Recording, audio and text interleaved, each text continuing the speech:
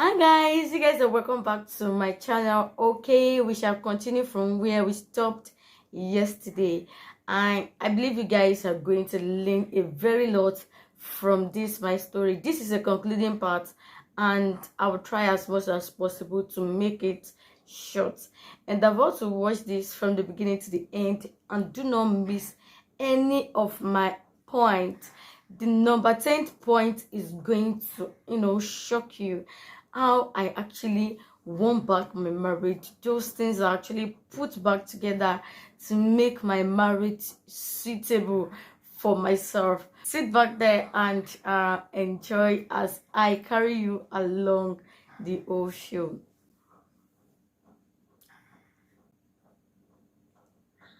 All right, you guys are welcome back. As I said, after I actually gave birth to our son and everything started falling back into places, it actually changed, and I sat myself down. I was like asking myself question, okay, what were the things I was actually doing before we got married that actually attracted him, that now that we are married and he's kind of tired and kind of change his behavior. I actually couldn't figure out those things myself until I found myself on a particular group on Facebook. I actually joined, and there I started seeing some things in which I had neglected a very lot. I put them down into writing, and I started working towards it. I'm going to tell you guys so that you can actually learn from the steps in which I put together in order to win my marriage back. The first thing I actually did about myself is just to focus on myself. During the course of the marriage, I was so unhappy, I was so depressed, and it actually reflected on my physical appearance. So I actually have to focus on myself. I learned how to make myself happy by engaging in some kind of activities that bring me joy, that bring me peace. So that was the first thing I actually did. And the second thing was by creating new hobbies to myself, that just kind of making myself happy, and also by spoiling myself with some outings and meeting friends, just to keep myself busy, just to forget about the past and to move on. And the second point is I actually tried as much as possible to create peace between myself and my husband. It's not every day we have to be fighting. It's not every day we have to be shouting, wow, why do you do this, why do you do that? I have to look for every possible means to create peace in between us, so that we can actually work things out between ourselves without a third party. Third option is prayer.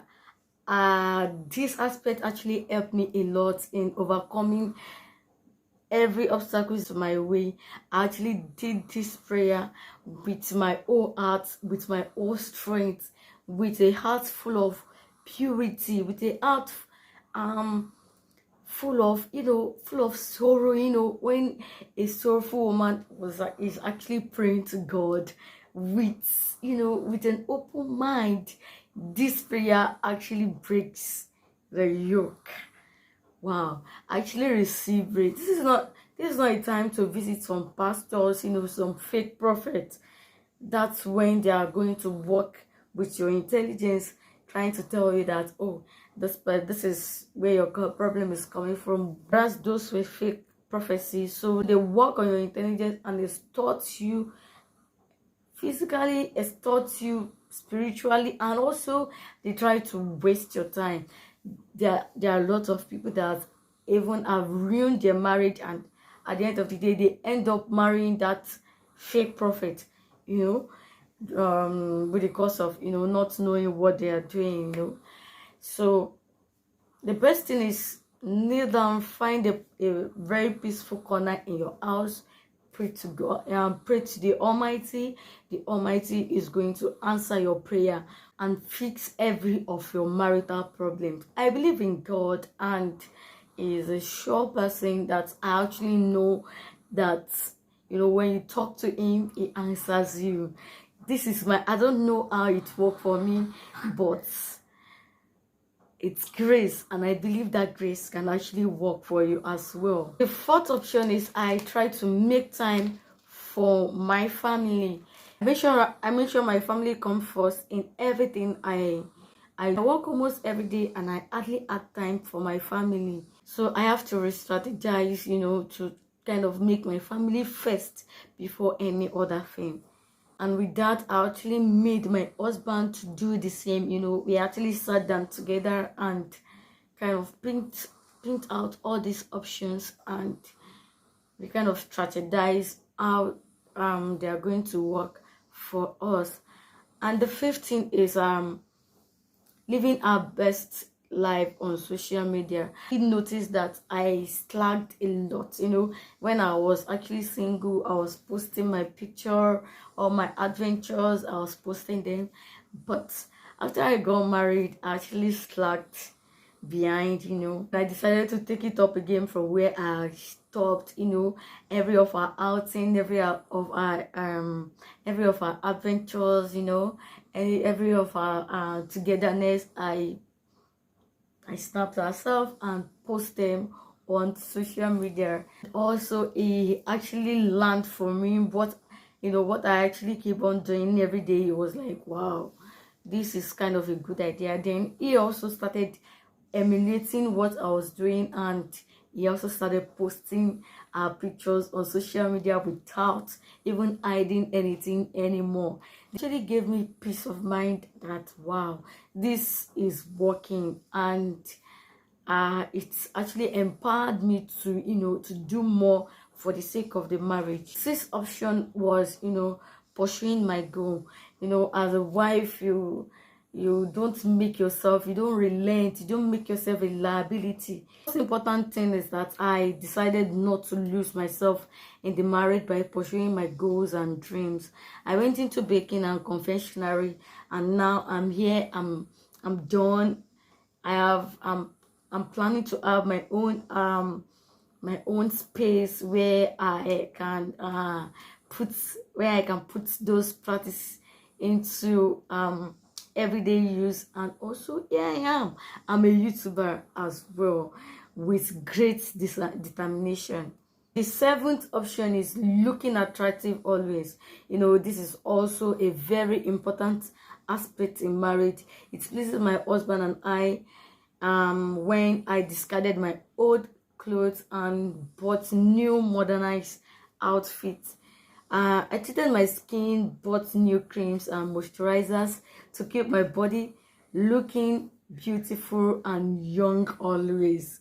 Wow, this is a very big lot secret. There are some women in which they actually neglected their physical appearance, just like myself, in the very very few first year of our marriage. Just because, yeah, I'm married, I don't have any other thing to do. No, you have a very lot of work to do because you are actually married, and you have to keep working on yourself just to make your physical appearance so beautiful and well.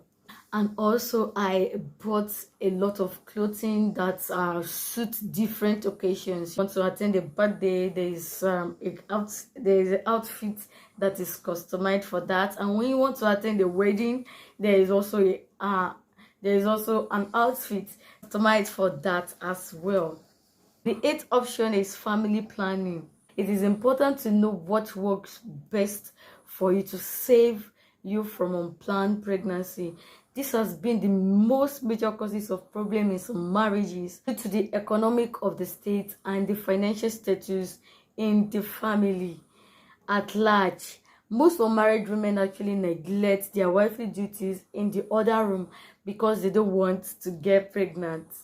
It is best to find out the best family planning that work best for you so as to enjoy yourself in the other room. This is, there is so very much pleasure in the other room in which you have to enjoy yourself. As in, when I actually discovered this option, I was so very excited that I actually know what actually work best for me. So try as much as possible to know what actually works best for you, so that you can actually perform every of your wifey duty in the other room. Yes, there's so much pleasure, there's a lot of enjoyment in which you are going to get. I believe you actually understand what I'm trying to say. In the night option is igniting the spark. After I actually put all these options into use, then I decided to spice up my relationship by constantly chatting up with my husband on every social media account. If it's actually online on WhatsApp, on Facebook, then I actually make sure I keep on chatting him. I'm at work and he's also at work. Just I'm mostly actually texting on a normal text message, just to make sure that thinks of me almost every time throughout the whole day.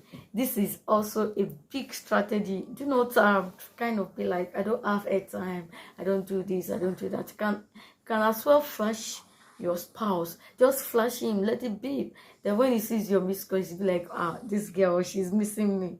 I know she's missing me. That kind of stuff like that. Those are little trick in which you can actually create or seek for attention. Then the last one is communication. This is so very vital and very important in every marriages. Once there is lack of communication, there is going to be a very big problem.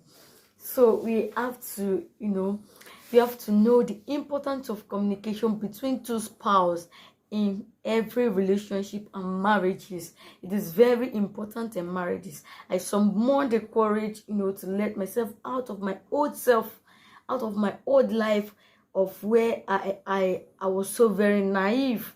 Yes, as I then I was so very naive that I was too holy into, even inside my marriage, I was too holy. If my husband should touch me, just touch me, I was like, no, don't touch me, don't. It's so great. It's kind of, I don't know. It's so annoying that how can I be telling my husband not to touch me? You understand? This is a no for me. When I learned all these tricks, I was like, wow, kind of blaming myself, like, why was I actually behaving like that? Well, everyone can actually find his or herself in those shoes, and there's still a lot of opportunity for us to call ourselves back to order. After I left that's my old self, then I summoned a very big courage, to start talking to my husband, to start gisting. I made him my gist partner, my gossip partner. I let him know whenever I'm missing him. I let him know whenever I want him. All this is actually take one person to, summon the courage to put all these things into practice. And it's another thing for two persons to make it work out and produce a beautiful result. These are the trick I actually put in order to make my marriage work, and I believe if you follow this footstep, it's going to create a very big difference from your old marriage to your new marriage. I actually learned a lot of things from my experience. Expect my husband on the screen anytime soon, and you are going to enjoy our togetherness on the screen. And thank you guys for watching, and on to the next one. I love you guys. Bye.